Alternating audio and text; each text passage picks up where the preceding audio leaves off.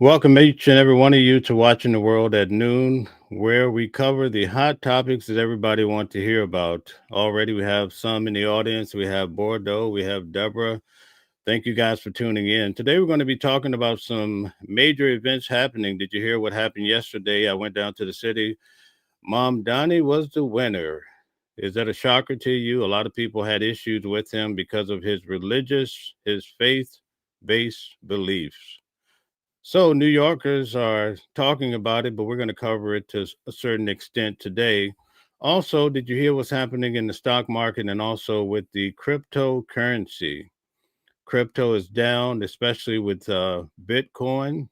It's had peaked up around over 100,000 plus, and now it's back around 100,000, but most are saying it could fall another 20%, even somewhere around $80,000 per unit.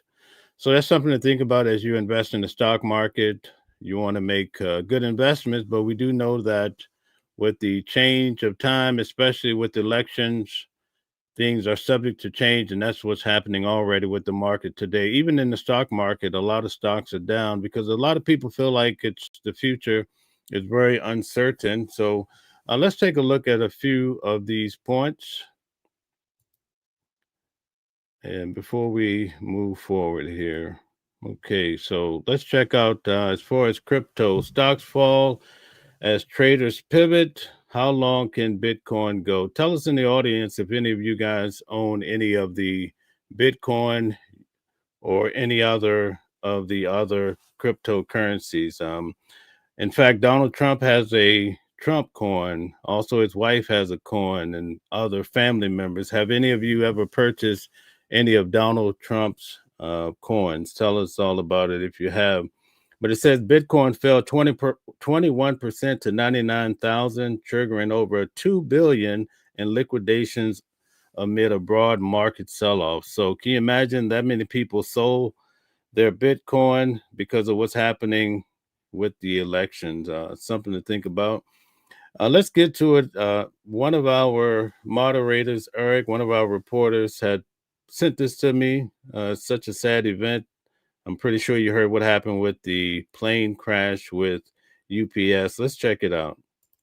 Is underway in Louisville, where a UPS cargo plane crashed right after takeoff. And we are getting some new information, brand new information from Kentucky Governor Andy Beshear, who now says at least 16. Okay, so JDP says she owns some crypto as well, perhaps Bitcoin. Thank you for participating.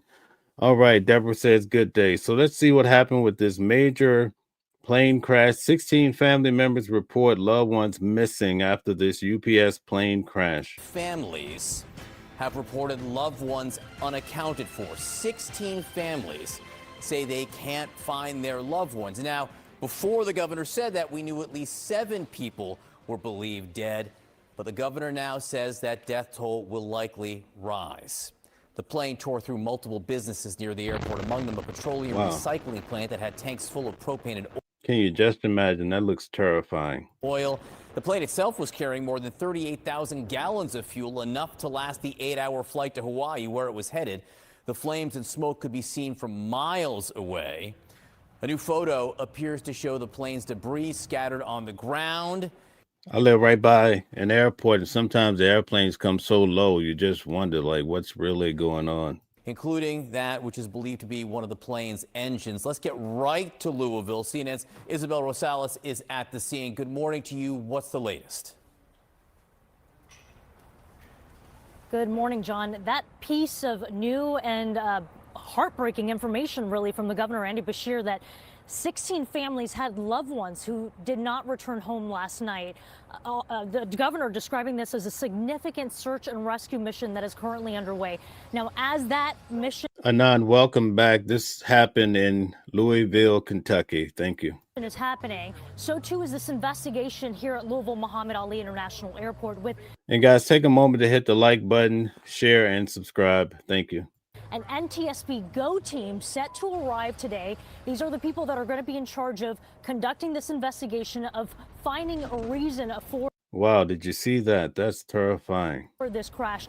And they've got a lot of work ahead of them, John, from looking at forensic evidence on the ground, including pieces of the covering of the engine that we saw from aerial footage from our affiliate WLKY, sprawled out across the runway, to new overnight images where we saw, as you mentioned there, a whole entire engine.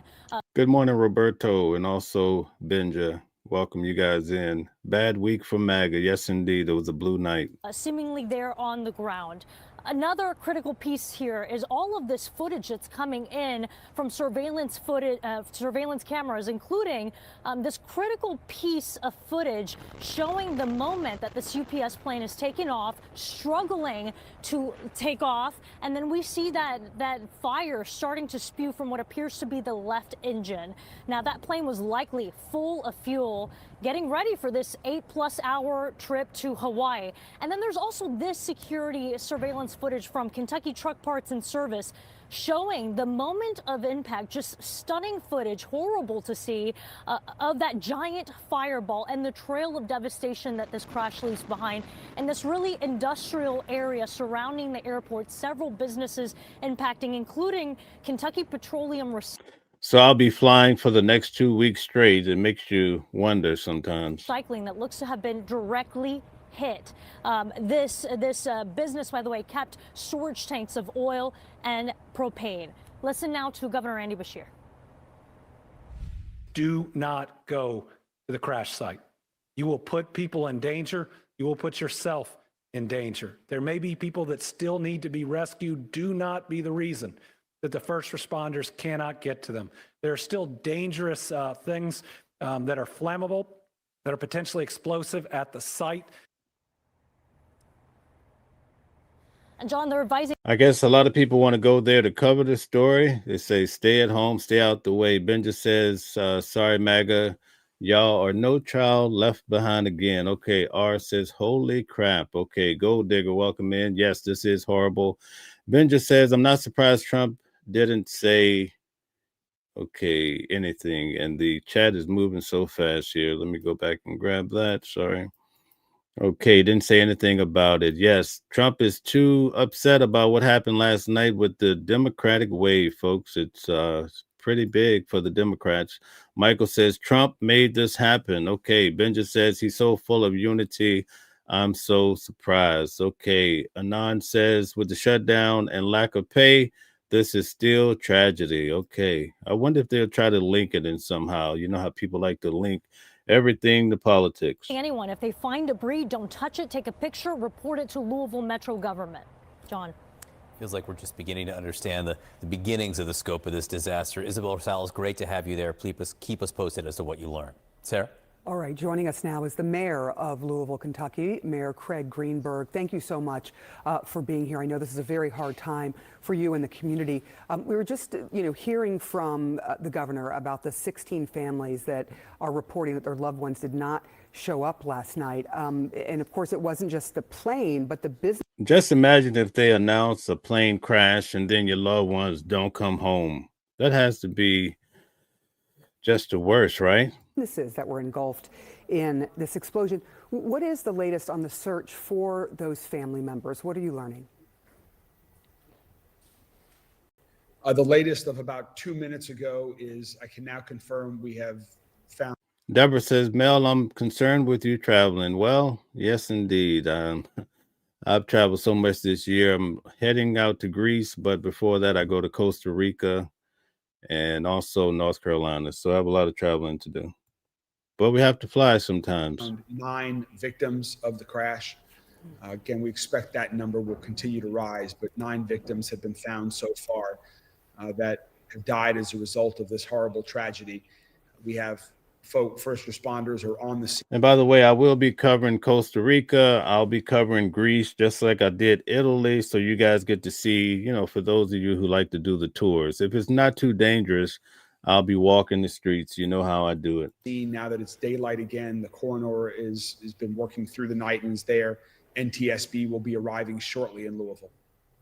Wow. All right. So we started this morning knowing that 7 people had perished in this crash. You are now telling us the latest is that you have found 9 people, 9 families who will be mourning this morning. Thank you for that devastating information this morning. Is there still a dangerous situation at the site, at the airport and surrounding areas due to the fact that this also included, a Kentucky Petroleum and Recycling, which had some explosive materials that blew up as well? Now, they were just pulling off. They were fully loaded with fuel. Can you just imagine what's happening? Well, so we have reduced, we had a larger shelter in place warning last night. It started large. We continued to shrink it through the evening. It's now down to a 1/4-mile radius around the crash site. We're doing lots of air monitoring and we'll continue to shrink that as it becomes safe for people to be outdoors. Additionally, the airport has reopened. So there is a runway, not the runway that the plane took off from, the UPS plane, but the airport has reopened this morning. And so flights will be resuming. wow. Okay. So that's another big piece of news that the airport has reopened and that more victims have been found so far. That leaves, I think, something like, 9 or 8 or 9 other victims who are still unaccounted for. I do want to ask you about what you're learning, if anything, from the NTSB, which, of course, investigates any kind of aircraft issue. Are you hearing anything from them as to the cause of this particular? Guys, we have 120 some people. Could you please hit the like button if you don't mind? Disturbing crash?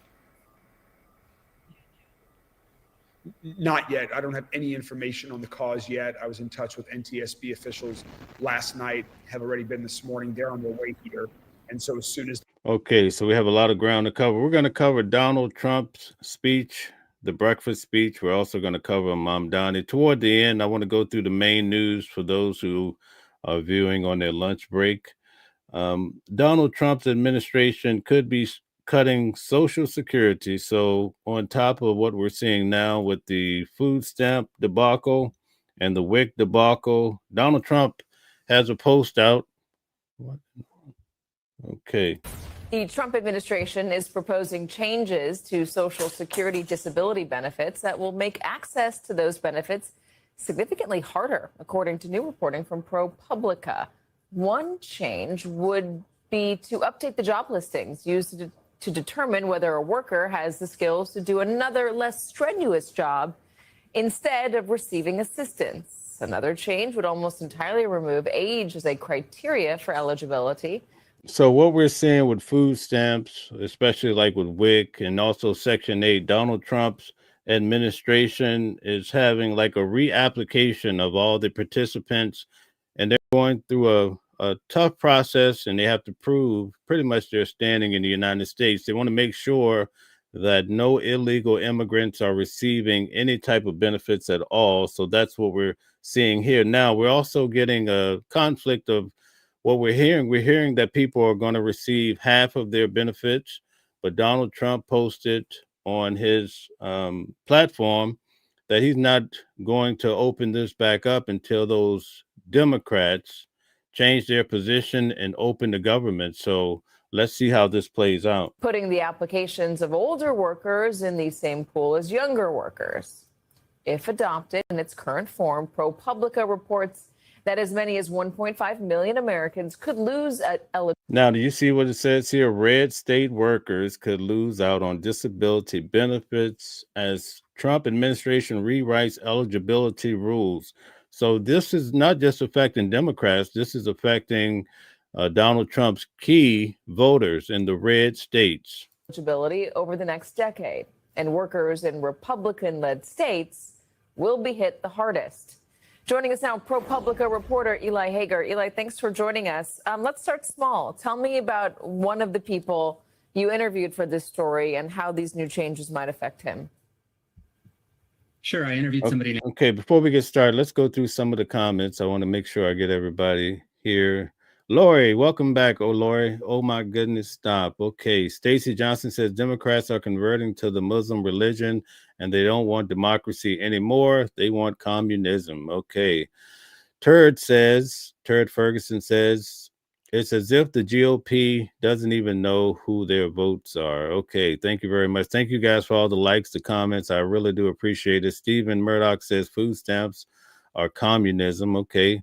What do you think about for the individuals that are elderly and this is how they eat? They depend on it. What are your thoughts? Do you think they need a job, perhaps go work at Walmart? Like, I'm trying to understand the philosophy behind it. Lori says, we have too many people on government assistance, unsustainable. Very true. And there's a good point there. A lot of people feel that way. So we'll see how this plays out. Stacy says EBT needs to be just like the WIC, only get healthy food, no more junk food. Okay, so restrict the people are buying lousy food for your health. Lori says it's not good for the country. Okay, I believe so. Carol says, how did Texas do on redistricting? Okay, well, they booted a few people out for the next time around, it looks like, but also California on the Democratic side is fighting back and they have redistricted some people out as well. So they're trying to counterbalance the system. Okay, Miss Miguel says it's scary when you can't trust the government. Okay, I believe you. Stacy says you're watching MSNBC. They are pathological liars. Trump is not going to take away people's disability. Okay, thank you. Thanks for bringing some balance here. I appreciate your position. Roberto says we need to reach to our neighbors and help them. I am with you all the way. We should help each other. Okay. JDP says like, share, and subscribe, and turn on your notifications to be notified of upcoming shows. Let's get back to it. Named Christopher Tincher, who's a 55-year-old in rural Arkansas. He's been a working person his whole life. He started out his working career working in coal mines in Kentucky and West Virginia. And he's worked at Walmart, and he's been a long-distance trucker and all these kinds of jobs. He eventually lost, through some of his work that he was doing at a wastewater facility, he lost his leg and is probably going to have to lose his other leg. And he qualified for disability benefits in part because he's 55, and eligibility is in the current system increases when you're in your 50s. It makes it a little bit easier to get benefits because you've been through that lifetime of work, and it's harder for you to switch. Okay, let's just take a moment. Ant-Man Tony says it's bad. I went to Walmart and most of the folks were retired. Let me tell you something about Walmart. Walmart has put a freeze on hiring for 3 years because they're going to integrate the new robotics, the new AI. So just think about the elderly people that could have those jobs, may not have them anymore. You might see a robot greeting you at Walmart. Careers at that point. So the Trump rule would change that system of eligibility increasing by age. So if there was also a less strenuous job eligibility requirement, would Tincher then have to apply for jobs that would be, I guess, less of a burden on him in terms of mobility? Right. So two things would happen. Number one, somebody like him, I can't say what would happen exactly in his case, but somebody like him with that experience, their age would no longer be taken into account. So they would be treated the same in the disability adjudication as a 20-something. And then secondly, the jobs listings would be updated. So it would show that, you know, say in his area of Arkansas, there is this sort of low skilled, more sedentary job behind a computer that maybe he could do. You know, in his view and the view of disability advocates and union leaders, that sort of pulls the rug out from working class people who have, you know, only done a certain type of manual. I've spent so much time trying to encourage people to start their own business, even if you have little means or lower energy, because when you rely on the government, this is what could happen. And now we're starting to see things that we never thought we'd see in a lifetime is happening right now. And people are hurting, people are starving. And the food banks, especially in my area, are bursting at the seams, folks. Like, what's really going to happen here? We don't know. Even let's see here. Let's see. Stacy says elderly people and disabled people should be able to get EBT. Women that have 10 kids should not be on EBT. They multiply only to get free benefits. I've heard that before. Carol says, I mean, New York voted for the socialists. They will regret it. I'm here in New York. Definitely. Roberto says, and it's time to bring mama and papa's close when bankruptcy. Okay. Thank you for your comment. Roberto says, what I meant to say was bankruptcy. Okay. Carol Harris says, if you make it in a small business in a bad economy, you can make it anytime. Great information. Lori YouTube says, great show. Thank you, Lori. Nice to have you here. Thank you guys for hitting the like button. It really helps with this algorithm on YouTube, which is really up and down. It's all in how the wind blows. So that gives you an idea of what's happening with disability. We're going to move on here and we're going to check out about the whole sex spies from China. Can you imagine that? They're sending over sex spies according to the CIA. We're going to take a look at this, see what's happening in case one come knocking at your door, folks.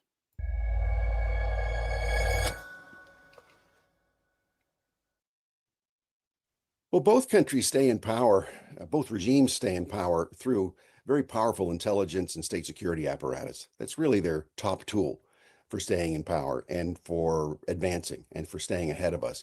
So they take advantage of us in open societies, and they take advantage of the fact that people are lonely or just want to have a good time or need company or whatever else, and they do what's been done since biblical times. They use sex as a weapon. Several years ago, I was in Poland at an event dealing with strategic minerals, and there were some people who were interested in what I had to say. And afterward, a young, attractive, maybe 25-year-old Chinese woman came up, and she expressed great interest in what I was doing. She was working for the Polish government, and she gave me her card. And if she was working for the Polish government, I was happy to talk to her. And then we walked outside the venue and walked back to the hotel area where the participants were staying. And she had short sleeves on, and she said she was cold, and she grabbed my arm. And so just to be polite, I kind of went along with it. And then when we got to the hotel area, she kindly invited herself up to my room. And then I looked at her and I said, no 25-year-old woman is going to want to be hanging around me for that kind of thing. You're a spy. And so I left her. And I immediately went to the Polish authorities, told her this person who had a Polish government email address was a Chinese spy, what she was trying to do. And they sent in a sex spy to try to get him cooked. Now, I saw a nice documentary about Israel. They had this young man who grew up in Israel. He gave over government secrets and fled, I believe, to a different country. I forget which one. Well, lo and behold, many years later, they sent in a top-ranking sex spy, and he fell in love with her, just like a kook. And she led him all the way back to a different neutral country where Israel were able to pull him back into Israel, and he got the highest punishment you could find in life. So this happens. This is an article out today. They threw her out of the country within days. Sure, everything's fair. In espionage, really anything's fair. But in Chinese espionage or in Russian espionage, more than everything is fair. So at least on the American and the Western side, we do have some sorts of boundaries, although I'm sure that the CIA uses these types of traps also. In this case, though, it's much more systematized on the Russian and the Chinese sides, where there are actually schools for training young men and young women in becoming sex spies. So they put you through it. In fact, in Russia, near the city of Kazan, there's a whole academy for this with a model American town, and they do the pickup part, the making them feel important part, the playing to their ego part. Who's the lonely geek behind the computer who doesn't have a life? Who's the lonely bureaucrat who doesn't have a life? Who's the person who's brokenhearted because of how things are at home, or the socially awkward person, or just the person who wants to go out and have a good time? And how do you play to their securities and their insecurities and their and so forth? And then boom, you make the catch. Now, the Russians will generally do it for blackmail purposes or for some sort of co-optation purposes. In general, that's changed over the years. The Chinese do it to build emotional relationships on the part of their American targets, male or female. Wow. So you have to watch out for the Chinese. I believe Epstein used the playbook here. I think he was a master of this, and that's why they don't want to release the files, because he systematically pulled in high-ranking officials throughout the world, probably evenly, and have them in some very unpleasant situations. And now they don't want to reveal this information. And that's why we're not going to see the Epstein files anytime soon, guys. I don't believe so. Now, I want to show you guys something here that happened with Sean Diddy Combs. TMZ #1 came out and they said, hey, Sean Diddy Combs will be home. I believe he should be pardoned. And this is all allegedly. They said he'd be home by 2 Fridays ago. Well, he didn't come home. Lo and behold, a photo came out of Diddy being on the prison yard. And I believe Candace Kelly covered it very nicely the other day when she covered the channel. But I'm just going to show you how insane AI is, and how now he hasn't come home. Now they have these compromised pictures of him that are quite embarrassing. They make headlines, but check out how far people will go to get a click.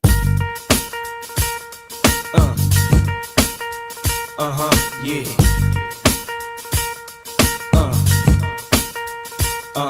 Yeah. All right, so there you have it, folks. They have Diddy out there doing the Diddy bop, and the guy's just serving his 50 months in prison. I think he comes home in around May of 2028, right? So now, as he serves his time, he has to worry, like, was it an employee that took a picture of me? Was it an inmate? You know, a lot of these inmates, they smuggle their cell phones right in. So it's going to be a tough, a lot of my associates and friends work in the prison, and I hear the stories, so I understand how it happens. But pretty much now, you know, I think from what I've seen, I went to Diddy's trial every day. You guys remember that. I will be going to Luigi Mangioni's trial every day. Also, let's see, what is his name? I can't even think of his name right now. But he's a young man down in Texas that took the life of the other young man. He's unalived him by, you know, a sharp object. We'll just, Carmelo Anthony is his name. So I'll be going to that trial down in Texas every day. I'll be flying in to cover and give you the inside scoop on it. But when it comes to this Diddy trial and going there, I felt like if he had walked out of court when his verdict came down that day, I think a lot of people would have been very supportive of him. But I think now, with all the photos of him being in jail, I think his name is declining at a rapid rate. But anyway, tell us what you think in the audience. We're going to look at Donald Trump's speech this morning, his breakfast speech. He's going to respond to Mamdani winning. And you get to understand a lot about where the president wants to go with this country. So let's check in. Feel free to give your comments. I'll try to cover as much as I can.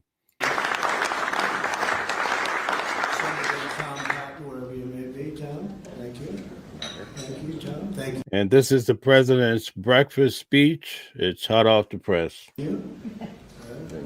So, Senator Shelley Moore Capito, who has been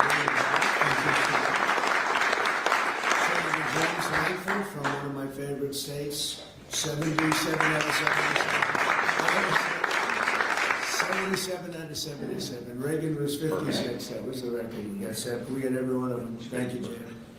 And a fantastic friend of mine and an incredible advocate during the election a year ago, Tim Scott. Thank you, Tim. So as you know, we are in the midst of a disastrous Democrat-created government shutdown, and it is Democrat-created, but I don't think they're getting really the blame that they should. That's now officially the longest shutdown in American history. The Democrat radicals in the Senate have shown zero interest in reopening the government, and I don't think they'll access it. A lot of people disagree. I've been saying for the last 30 days, we've had 4 or 5 different points. Yes, sir, they're going to get it right now. We should have it done in a day. I've heard that about 4 times. I heard it after Kings. You know, they said I was a king. And I heard it after Kings. I heard it after a couple of other We have close to 300 people. Could you please hit the like button? Thank you. moments in time. And I said, no, I don't believe so. And now I heard it's after the election. I don't believe so. I think they will. I think they're kamikaze pilots. I just got back from Japan. I talked about the kamikaze pilots. I think these guys are kamikaze. They'll take down the country if they have to. So I don't think so. Millions of Americans are going to be without SNAP benefits. And I will say about SNAP benefits, so when I was president, we had $7 billion worth, and now they have many times that, because these benefits were given to anybody that asked, and they're up to, I hear, just many times, 47 billion. So it wasn't the purpose of SNAP. It was for people that really had problems, down and out, people that really had problems. From 7 billion to 47 billion? My. But during Biden, they gave it to anybody that wanted it. I think it's something you have to talk about because the numbers are incredible. But countless public servants are now not being paid, and the air traffic control system is under increasing strain. We must get the government back open soon, and really immediately. We have to. Now he's talking about the air traffic control, and ironically, last night, as Eric had reported on, right, this UPS plane went down. Not only did people on the plane have problems and lose their lives, people on the ground lost their lives, just minding their business throughout the day. Get it up. We have the hottest economy we've ever had, and it's affecting the stock market now a little bit. But the stock market, as of Friday, has hit many record highs during the last 9 months, many. And it will again. This is just the beginning, because with these plants that are being built right now start opening up, we've never had anything like this as a boom. There's a construction boom right now, but that's going to be bigger than that. That's going to be an economic boom as soon as they open up, and it's going to be something special. We have car companies coming in. Now, I will say he is telling the truth, because since he's taken office, I've nearly doubled my net worth. So it's insane. Don't know how long it's going to last, but he is telling the truth about that. But there's other issues at hand. I was in Japan, Toyota, Mr. Toyota. I said, "What's your name?" "Toyota." I said, "Oh, you're rich." I said, "How much of the company do you own?" 92.1%. I said, "I'm glad you said the one." He wants to go. I said, "You're a rich guy." And he said, "I'm investing $10 billion in the U.S." And you know what I'm talking about, right? You introduced me, Mr. Senator. You introduced me originally when you were the ambassador to Japan.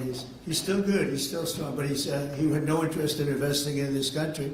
Now he's investing $10 billion as of 1 week ago in building new plants. We have auto plants coming in incredibly, but we have AI and all of them. And we can't be extorted to give $1.5 trillion to people that came into the country illegally, many from prisons, many drug dealers. A lot of people came in from mental institutions. A lot on it. I do not know if it's 47 billion, if what he's saying is accurate. They want to give a lot of money to the people that came in illegally. We have to get them out. We can't, no country can sustain that. That's not like an attack on our country. In no country, these are not going to be productive people. These are going to be anti-productive people. And we can all have big hearts. I have a bigger heart than anybody, but we can't let that happen. It's time for Republicans to do what they have to do, and that's terminate the filibuster. It's the only way you can do it. And if you don't terminate the filibuster, you'll be in bad shape. We won't pass any legislation. There'll be no legislation passed for 3.25. We have 3.25 years, so that's a long time. But when they can't do an extension, and John, I think they've done an extension every single time they've ever been asked forever.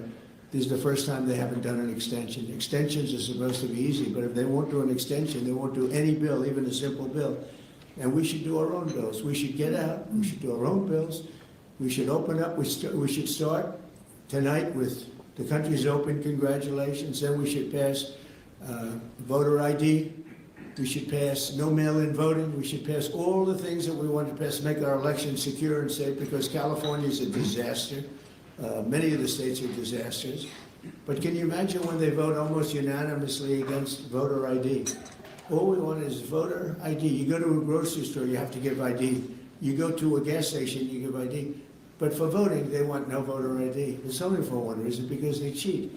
We would pass that in 15 minutes.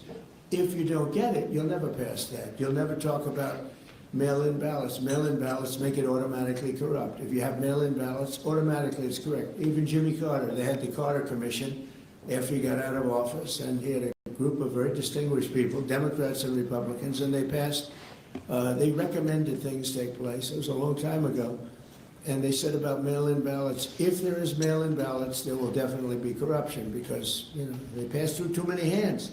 I mean, you go in to vote and they want your card. Even me, I went into Palm Beach. You go in to vote, they want your card, you're this, you're that. They say, I'm sorry to do this, sir, but I have. Prime Minister Chris, if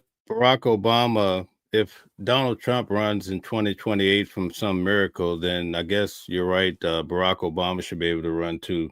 Now, that would be a fight to watch, right? I have to look at your identification. I said, that's all right. I love that. But, you know, you're really not going to get away with much.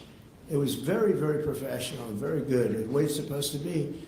But these people don't want that. They have legislation in California where it's illegal to ask somebody for voter ID. If you ask somebody for voter ID, if you're an official and you say, I'd like to see your voter ID, they can arrest you.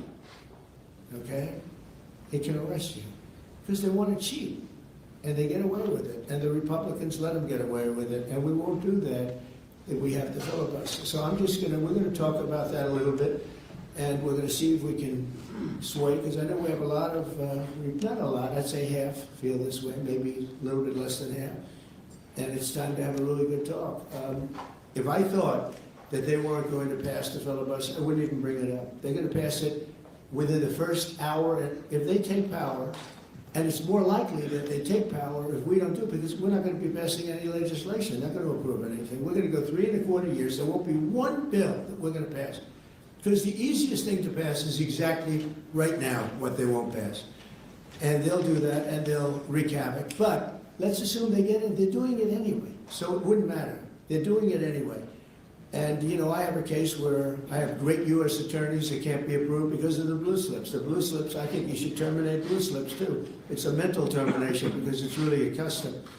But if you have a Democrat senator or two is bad, but it doesn't make any difference. If you have one senator writes a negative letter on some great U.S. attorney, we had it in Manhattan, Southern District. Jay Clayton, one of the most respected lawyers in the whole country, by far, one of the most respected. And couldn't get approved. The courts approved it. The courts couldn't believe it. They did it like instantly. He went to the best schools, got the best marks, top of his class, everything was perfect. I mean, he was like lived the perfect life. Went to Sullivan and Cromwell, almost immediately became the head of Sullivan and Cromwell. You know, the most prestigious law firm, I would say, in the country, just about. Whether it's Sullivan or 2 or 3 I could name, but Sullivan, I would say, really, maybe number 1. He was the head of Sullivan and Cromwell for like 20 years. He went to the SEC, was flawless. Guys, if Donald Trump runs again through a miracle of some sort, 2028, would you like to see Barack Obama take him head on? Let's see what you say in the comments. He did it for me. He was the SEC chairman. He was flawless. Then he went to Apollo, where he was the chairman of Apollo, and it was flawless. Everything went good. The stock went through the roof and everything. I asked him to go to the Southern District, and he said, I'll do what you'd like to do, sir. He's a very high-quality person. But he couldn't get approval from Schumer. Schumer didn't approve him. Best student, best schools, everything. He's like flawless. And the courts actually said, you're not approving Jay Clayton, right, Lindsey? You heard this. The courts actually interceded, and they approved him. But that's an unusual guy. We have other people that are really good, but people don't know how to do it. Top students, top colleges, and they're U.S. attorneys. And they won't be approved. They're not going to be approved. We have one in Los Angeles who's phenomenal. No, the senators, the Democrats are, again, they're kamikazes. The Democrats are not going to approve them. Blue slips are a disaster. So the only people I can get approved are Democrats. I was told that by the Democrats. We'll only approve Democrats. I said, really, is that right? Not going to work that way. Not going to work that way with me. But the blue slips are a total disaster. I have 10 people right now that are doing a phenomenal job, and they will be out of office pretty soon. They've got another 2-3 weeks, a couple of them, and then they're going to have to leave.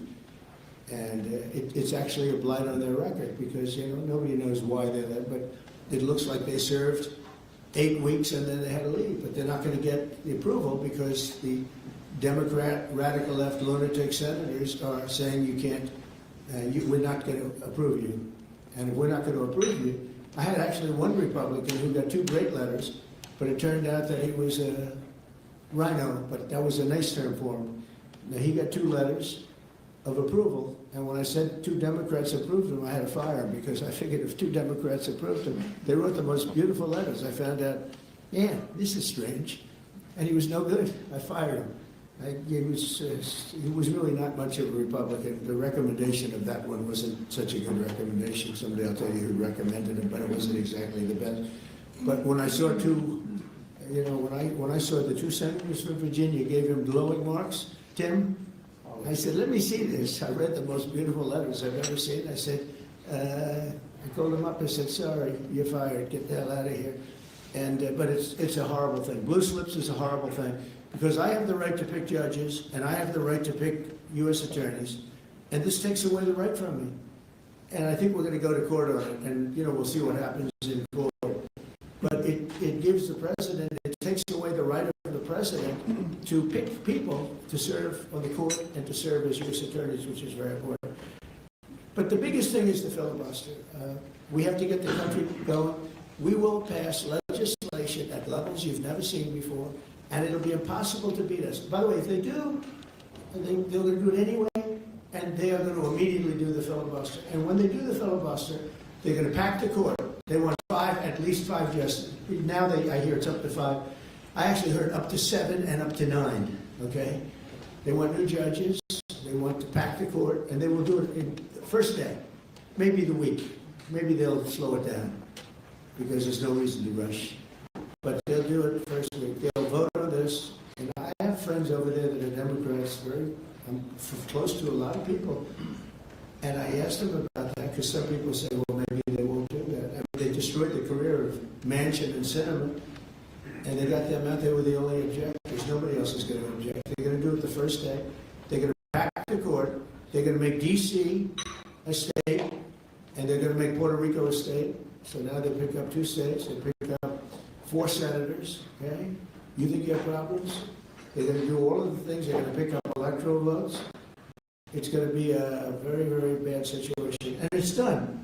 It's done. As soon as they attain power. Now, if we do what I'm saying, they'll most likely never attain power because we will have passed every single thing that you can imagine that it's good and all good for the country. And there'll be no reason. If we don't do that, people say they're not doing much and they're in power. So the good news is we did the great, big, beautiful bill, and it's the greatest thing we could have done. And the smartest thing with John and our Speaker of the House, who's so good, Mike Johnson, we did all in one bill. If we didn't, John, it would be a problem because we would have gotten a small piece passed. A lot of people wanted to do that. A lot of people in the room wanted to do that. They went along with me and John and everybody, and we got this thing passed. Honestly, it's 4 years worth of goodies. And no tax on tips, no tax on Social Security, no tax on, think of it, no tax on overtime. It's an unbelievable tax cut for the workers and for business, where business is going to create jobs, and we're creating jobs at levels that nobody's ever seen before. All these things are good. We have to be able to get the word out. If we don't get the word out, we'll make it a very big mistake. So I have this long, beautiful, and very boring speech. I won't bother you. But because we can just start talking. And I think it's very important. We have to get the country open. And the way we're going to do it this afternoon is to terminate the filibuster. And it's possible you're not going to do that. And I'm going to go by your wishes. You're very smart people. We're good friends. But I think it's a tremendous mistake, really. It would be a tragic mistake, actually. It's time. It's time. If I thought they weren't going to approve, I'd sort of be with you. It'd be fine. I'd be neutral to with you. But knowing that they're going to pass it as soon as they get any semblance of control, they'll pass it first thing. Then it's like we have to do it first. And we have 2 years. And we'll end up with 2-3 years. And we'll have this country so perfect. We will have passed more legislation than any Congress and any group of senators or a group of congressmen. And we will get it through. They'll send it to us. We'll send it to them. It'll be a beautiful machine. Otherwise, we're just going to sit around and argue with these people all day long. Okay, really quick. Charles Moxie says, not really, because Barack Obama didn't do anything great for this country at all. Needs something more than just the color of skin to make a difference. Preach on, brother. Preach on. And they're highly unrealistic. Highly unrealistic. Many of them are radical left subversives, frankly. So I want to thank everybody, and we're going to talk, and I want to thank the press for treating us so really well for that foreign trip. It was an amazing, we had just an amazing meeting. Don't forget, 2 months ago, it looked like the whole world was in trouble over rare earth. And that's no longer even a subject that people talk about. It was all worked out very quickly. Without tariffs, I couldn't have done it. I put a 100% tariff on China. As soon as I heard it, within 20 minutes, I put a 100% tariff on China. When President Xi, who's really a friend of mine, as much as he can be a friend, he's a tough man. He's a tough man. Smart man, actually. Very smart. The press doesn't like it when I call him very smart. You know, they think I'm not supposed to call him smart. But at least 1.4 billion people, without question. In fact, during the meeting, we were there. A couple of you were there, and some of you saw it. So he's here, and he's got about 6 people on each side. And every one of those people was standing like this. They were at attention. And I made a comment to one of them, and he got no response. I said, are you going to answer me? I got no response. And President Xi didn't let him have any. So if there's any question, I said, I want my cabinet to behave like that. I'm demanding that I want them sitting up like that, Tim, just nice and square. Never saw a posture like that. I've never seen men so scared of their lives. Yeah, the equivalent of a vice president. He was, I said, are you going to answer my question? And he's like, he doesn't move. I said, what's wrong with this guy? Oh, I will answer all questions. Why don't you behave like that? JD doesn't behave like that. JD butts into conversations. I want to have that for at least a couple of days, okay, JD? We'll keep you long term, but a couple of days. A couple of days of that would be very good. Okay, I want to thank you, and we'll talk a little bit. And I see they set me up with a podium. I thought I'd just be sitting, but it's probably easier. I want to thank you all very much. Thank you to the press, and you can go, and we'll speak to you later. Thank you. I'm going to Miami.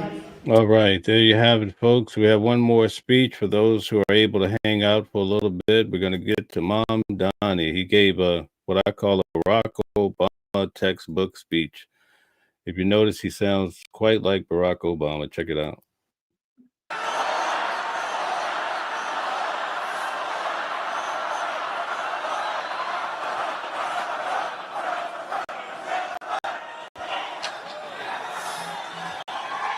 Thank you, my friends.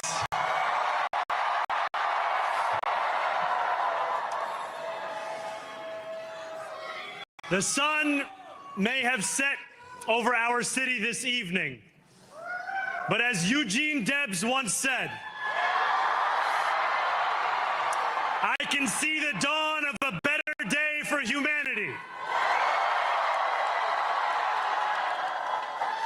For as long as we can remember, the working people of New York have been told by the wealthy and the well-connected that power does not belong in their hands.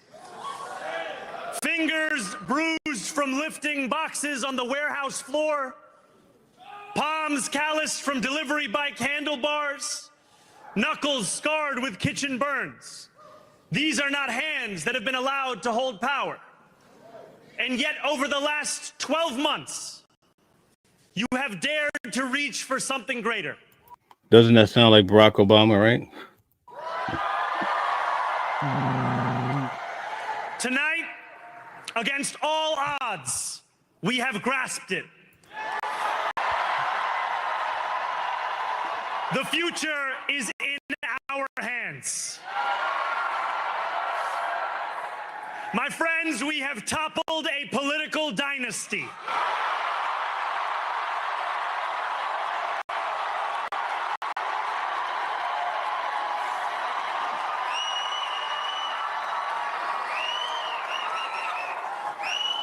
I wish Andrew Cuomo only the best in private life.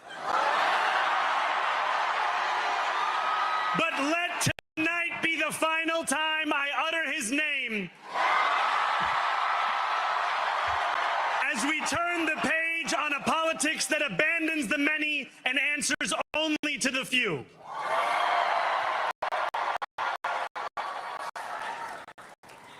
New York, tonight you have delivered a mandate for change, a mandate for a new kind of politics, a mandate for a city we can afford, and a mandate for a government that delivers exactly that. On January 1st, I will be sworn in as the mayor of New York City.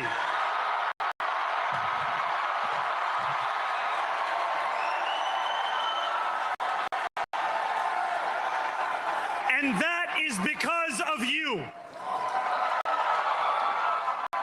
So before I say anything else, I must say this. Name a public speaker that's better than Barack Obama. Go ahead. Thank you. Thank you to the next generation of New Yorkers who refuse to accept that the promise of a better future was a relic of the past. You showed that when politics speaks to you without condescension, we can usher in a new era of leadership. We will fight for you because we are you. Or as we say on Steinway, ana minkum wa ilaykum.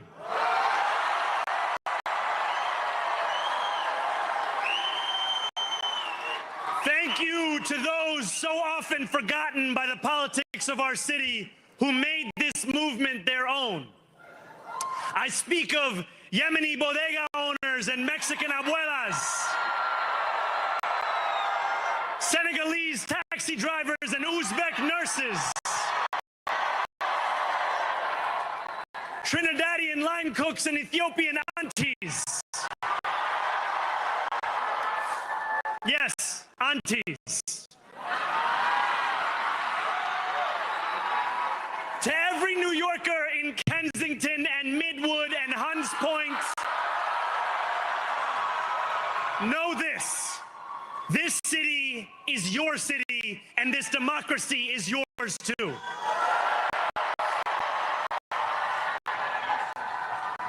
This campaign is about people like Wesley, an 1199 organizer I met outside of Elmhurst Hospital on Thursday night. A New Yorker who lives elsewhere, who commutes 2 hours each way from Pennsylvania because rent is too expensive in this city. It's about people like the woman I met on the BX 33 years ago, who said to me, I used to love New York, but now it's just where I live. And it's about people like Richard, the taxi driver I went on a 15-day hunger strike with outside of City Hall, who still has to drive his cab 7 days a week. My brother, we are in City Hall now.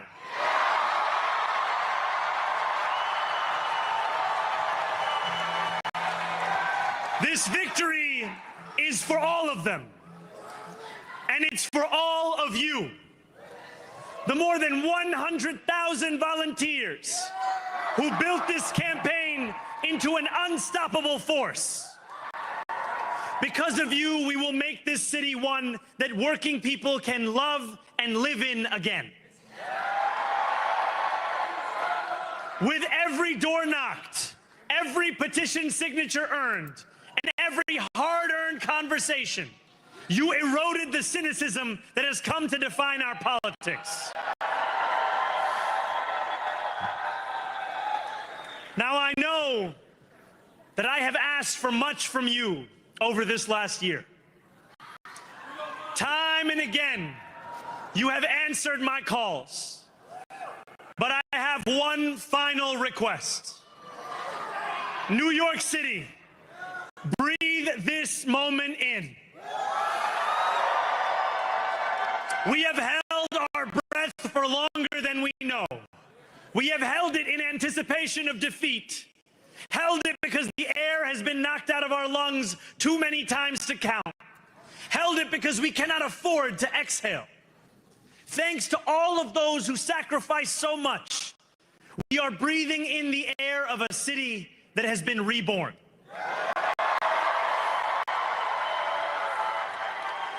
To my campaign team, who believed when no one else did,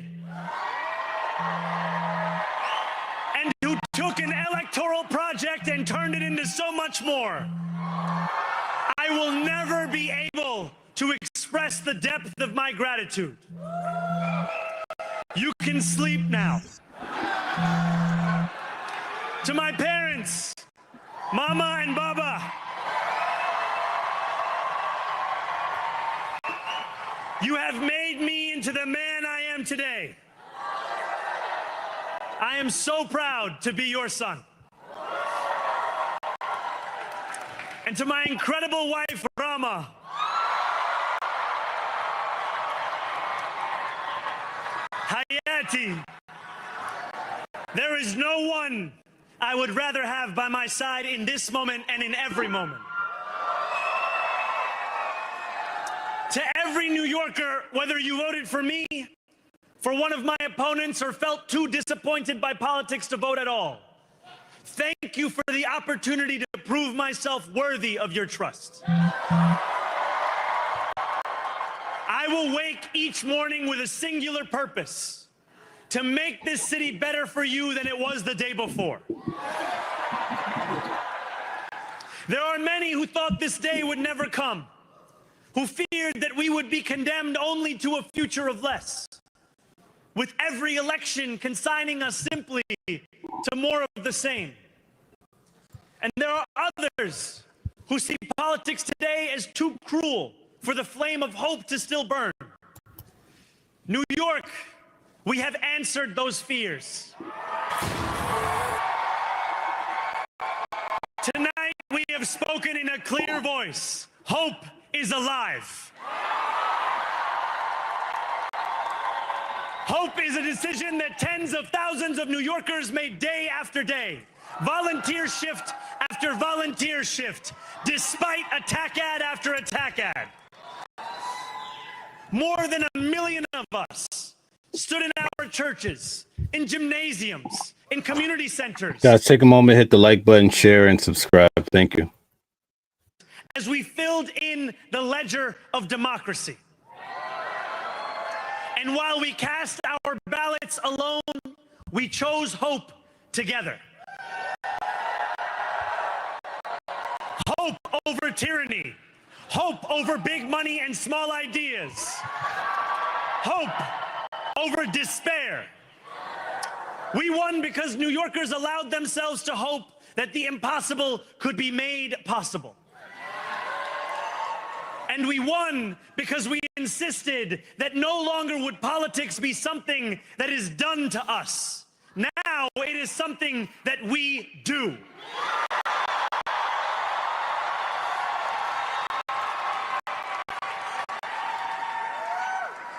Standing before you, I think of the words of Jawaharlal Nehru. A moment comes but rarely in history when we step out from the old to the new, when an age ends and when the soul of a nation long suppressed finds utterance. Tonight we have stepped out from the old into the new. So let us speak now with clarity and conviction that cannot be misunderstood about what this new age will deliver and for whom. This will be an age where New Yorkers expect from their leaders a bold vision of what we will achieve, rather than a list of excuses for what we are too timid to attempt.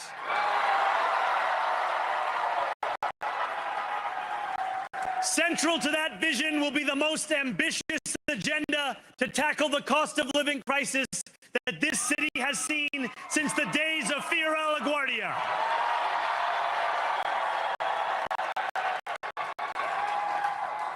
An agenda that will freeze the rents for more than 2 million rent-stabilized tenants. Make buses fast and free. And deliver universal childcare across our city. Years from now, may our only regret be that this day took so long to come. Okay, Jana says, goodbye, New York. I am so glad we moved, but it's so disappointing and disturbing that he lied about his citizenship regarding if he is a communist or not. How dishonest. Okay, thank you very much for that expression. This new age will be one of relentless improvement. We will hire thousands more teachers. We will cut waste from a bloated bureaucracy. We will work tirelessly to make lights shine again in the hallways of NYCHA developments where they have long flickered. Safety and justice will go hand in hand as we work with police officers to reduce crime and create a department of community safety that tackles the mental health crisis and homelessness crises head on. Excellence will become the expectation across government, not the exception. In this new age we make for ourselves, we will refuse to allow those who traffic in division and hate to pit us against one another. In this moment of political darkness, New York will be the light. Here, we believe in standing up for those we love. Whether you are an immigrant, a member of the trans community, one of the many black women that Donald Trump has fired from a federal job, a single mom still waiting for the cost of groceries to go down, or anyone else with their back against the wall, your struggle is ours too. And we will build a city hall that stands steadfast alongside Jewish New Yorkers and does not waver in the fight against the scourge of anti-Semitism. Where the more than 1 million Muslims know that they belong. Not just in the 5 boroughs of this city, but in the halls of power. No more will New York be a city where you can traffic in Islamophobia and win an election.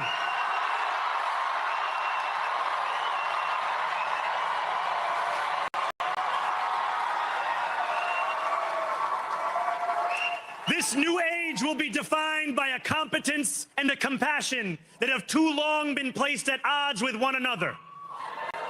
We will prove that there is no problem too large for government to solve and no concern too small for it to care about. For years, those in City Hall have only helped those who can help them. But on January 1st, we will usher in a city government that helps everyone. Now, I know that many have heard our message only through the prism of misinformation. Tens of millions of dollars have been spent to redefine reality and to convince our neighbors that... Roberto says, let's don't forget to help the victims of 9/11. Great point, Roberto. This new age is something that should frighten them. As has so often occurred, the billionaire class has sought to convince those making $30 an hour, that their enemies are those earning $20 an hour. They want the people to fight amongst ourselves so that we remain distracted from the work of remaking a long broken system. We refuse to let them dictate the rules of the game anymore. They can play by the same rules as the rest of us. Together, we will usher in a generation of change. And if we embrace this brave new course, rather than fleeing from it, we can respond to oligarchy and authoritarianism with the strength it fears, not the appeasement it craves.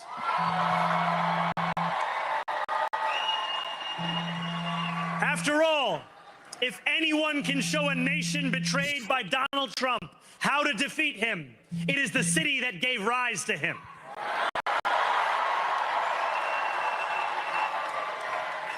And if there is any way to terrify a despot, it is by dismantling the very conditions that allowed him to accumulate power.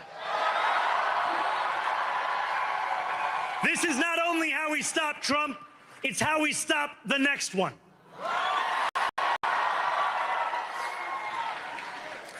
So Donald Trump, since I know you're watching, I have 4 words for you. Turn the volume up.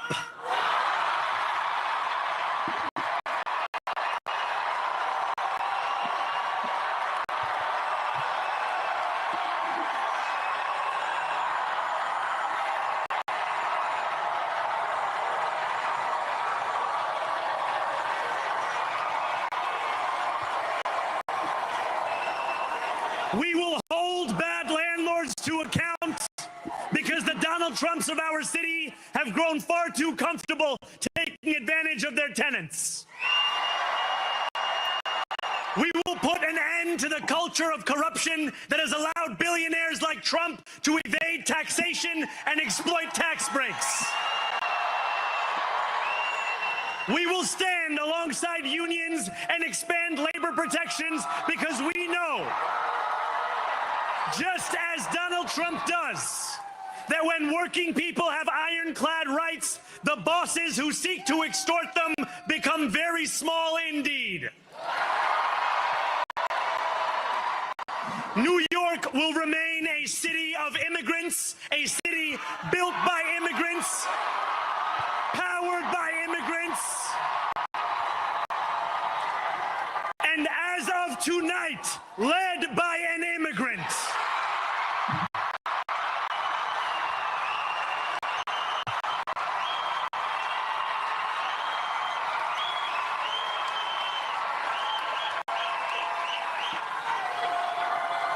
So hear me, President Trump, when I say this. To get to any of us, you will have to get through all of us.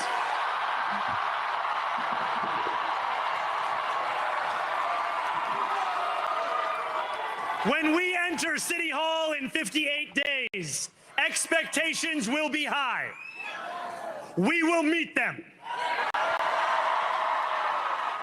A great New Yorker once said that while you campaign in poetry, you Prime Minister Chris says, I stand with immigrants.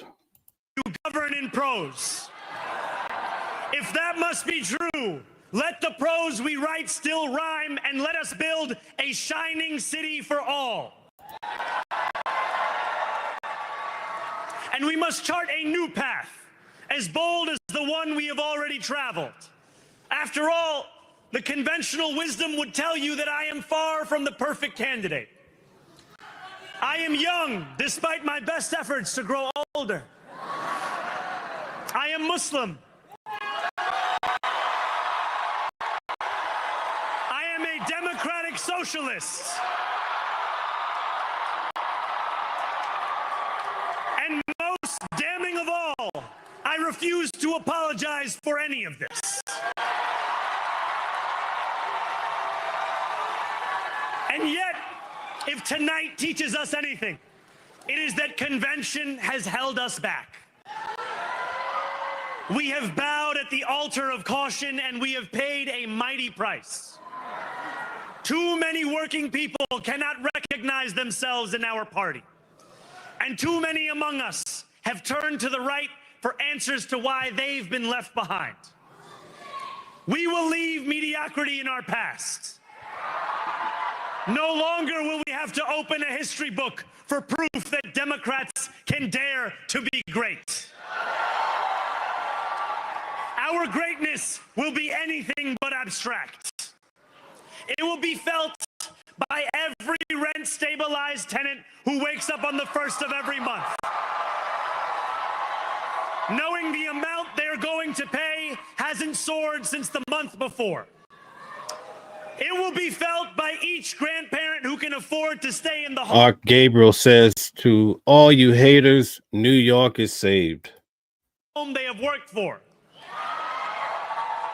and whose grandchildren live nearby because the cost of childcare didn't send them to Long Island. It will be felt by the single mother who is safe on her commute and whose bus runs fast enough that she doesn't have to rush school drop-off to make it to work on time. And it will be felt when New Yorkers open their newspapers in the morning and read headlines of success, not scandal. Most of all, it will be felt by each New Yorker when the city they love finally loves them back.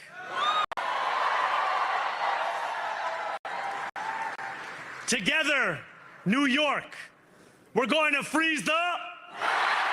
Together, New York, we're going to make buses fast and... Patrick says make sure he stays indoors. Together, New York, we're going to deliver universal... Let the words we've spoken together, the dreams we've dreamt together, become the agenda we deliver together.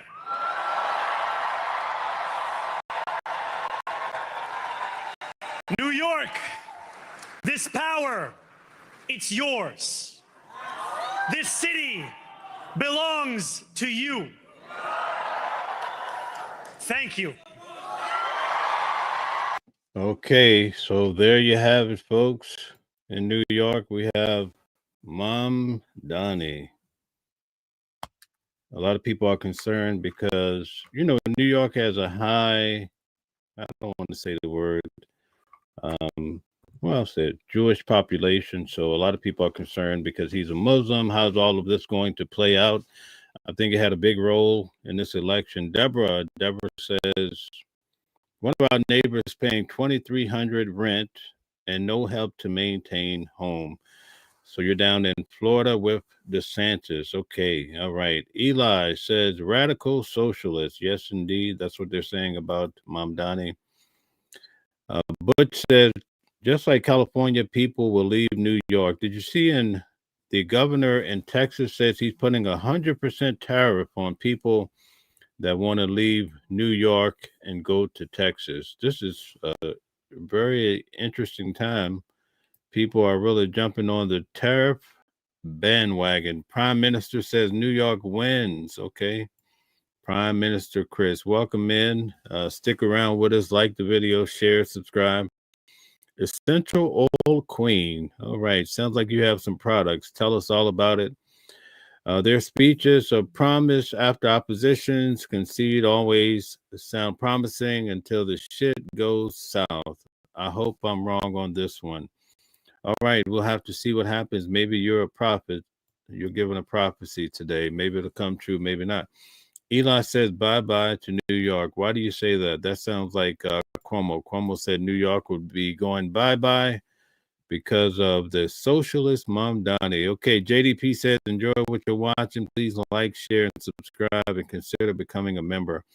Thank you very much for that, JDP. Awesome, awesome. Gary Z says, Mamdani won. Yeah, a lot of people upset because why do you guys think that the country went blue last night for the most part? On my Facebook, a lot of people are upset. They're warring back and forth because it wasn't a red night. Okay. Did you really expect a red night Tell us what you think. Gary Z says, Mamdani won. Okay, Winter Linda says, Deborah, you are not used to promises kept. Okay, who will keep the promises? Will it be Mamdani? Gary Z says yes, and yes on 50. Okay. Okay, Deborah Short says somebody better wake him up from a nightmare. Okay, Butch, people that want socialism should go to Cuba. Okay, not New York, not the United States. Okay, Gary Z says doesn't belong to Trump. Okay, Gold Digger says welcome in. First things first, double tap the screen, subscribe, become part of the World 777 family, where truth meets justice. As independent news, we do try to remain honest and truthful to give you an idea of what's really happening in the world. Okay, Art Gable says is not going to. Okay, all right. Eli says government paid for groceries is Cuba like. That's what Mamdani wants to do. He wants free busing and he wants free groceries. He said the whole thing about prostitution is not true. So we'll have to see if he legalized prostitution in New York. I don't know where the rumor came from, but it came from somewhere. Prime Minister Chris says, President Obama, you want Obama in 2028? It's a shot in the dark, but anyway, anything can happen, right? If Trump runs, maybe Barack Obama would run too, but who knows? Steve Bannon says that they have a way in store for Donald Trump to be able to win, so who knows? C. Till says last time a mayor of New York City was a socialist, they left an airport. They named an airport after him, I guess you're saying, okay? All right, the power of the D says went blue. It's New York, not a red area, okay? C. Till says, well, I'm talking about the entire United States for all of the places, not just New York. C. Till says named an airport, correct? Okay, thank you very much.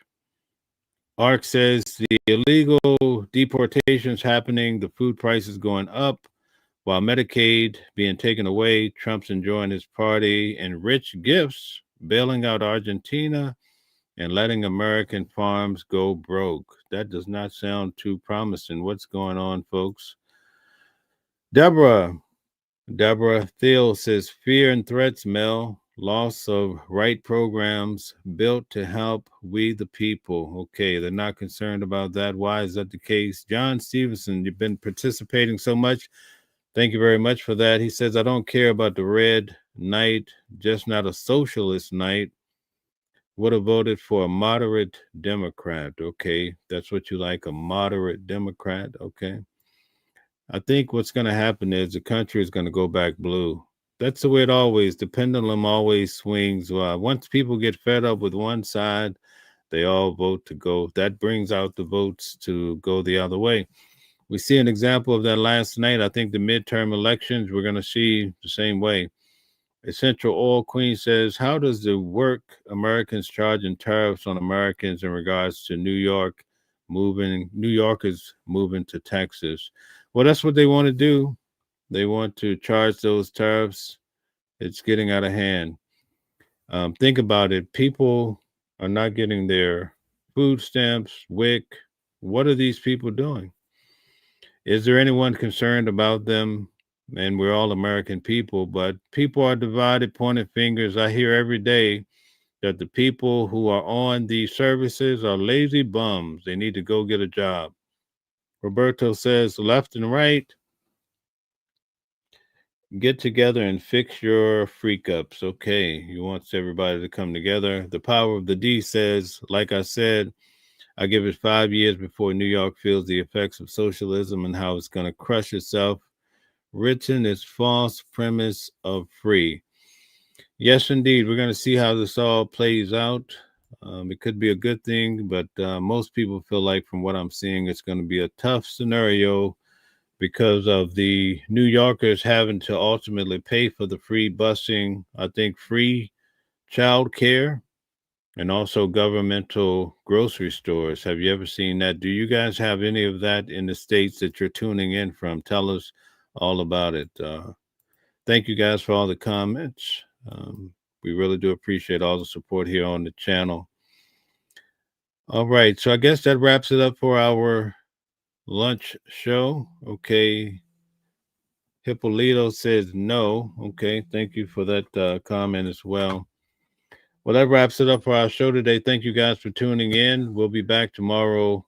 Well, actually, we'll be back tonight at 8 p.m. with a show with Candace Kelly. We're going to talk about a case with Mr. Earls. Have you heard about this case where the young man, he basically pulled up to the ATM with his wife and they were getting money out. The wife was reaching to get her money. And some guy ran over and robbed them at gunpoint. And after he ran away, Mr. Earls get out of the car and he chases the guy and he wants to shoot. He starts shooting at him. The robber ran behind a sign. Now, simultaneously, another family, they're riding in their truck and they say, hey, let's go get some money from the ATM. So they're pulling up and they see the man and the husband says, I think he just robbed somebody. And so they sped off. Well, the original guy that the robber robbed, he started shooting at the truck because he thought that the robber jumped into the truck, and that's not what happened. It was a separate family. He ended up killing the daughter. Can you imagine that? He ended up killing the daughter. And so that's the case we're going to cover tonight, along with some of the other major issues happening in the United States of America and throughout the world. Candace Kelly is a law professor in New Jersey at the university. So it's going to be great to have her to answer the legal questions at a very high level. So I'll be asking her those questions tonight at 8 o'clock. Tune in. You don't want to miss it. We're going to break down that case. And ultimately, Mr. Earls, he got 20 years in prison. He was just sentenced recently. So we're going to get to that and try to understand the legal parts of the story. So thank you guys for tuning in. We'll definitely see you tonight at 8 o'clock. But if not, then we'll see you tomorrow at noon for News at Noon, where we cover the hot topics and where law meets the news. So thank you so much. And we appreciate everybody for all the likes, shares, and the subscriptions. Thank you for subscribing. Thanks for coming back. And we'll continue to bring you the latest news.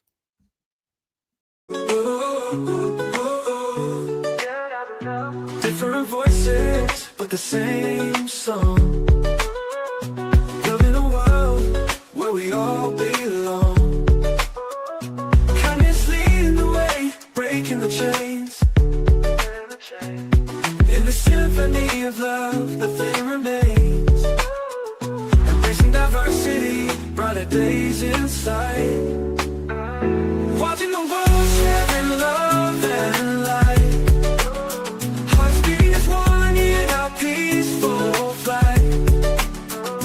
Colors of harmony, painting the night. United we stand in love's pure might.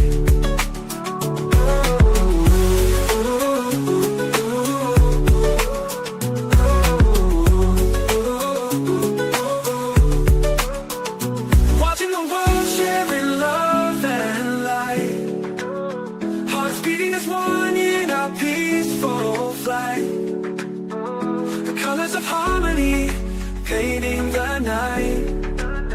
United we stand in love's pure might.